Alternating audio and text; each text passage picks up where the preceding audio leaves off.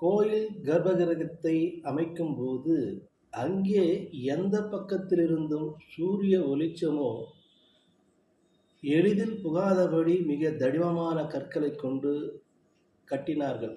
இதன் பின்னே ஓர் அறிவியல் உள்ளது.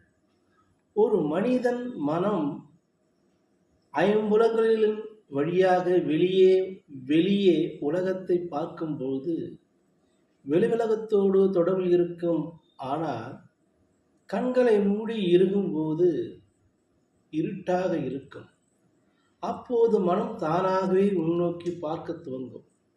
கோயிலுக்கு சென்று அங்கே மூலஸ்தானத்தில் இருட்டில் விளக்கு வெளிச்சத்தில் இறைவனை பக்தியோடு இறைவனை பார்க்கும் மனித மனமானது சுருங்க துவங்குகிறது.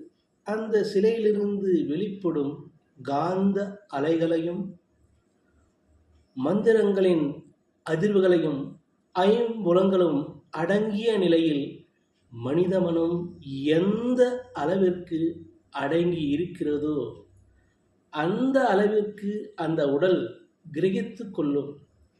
கோயிலுக்கு செல்வது நமக்கு வேண்டியவற்றை கடவுளிடம் வேண்டி பெறுவதற்கு மட்டுமல்ல, வெளியுலக தொடர்பில் இருக்கும் குழப்பமடைந்த மனதை அந்த இருண்ட அறைக்குள் உள்ளே இறைவனிடம் மனதை ஒரு நிலைப்படுத்தினால் மனம் அமைதியடையும்.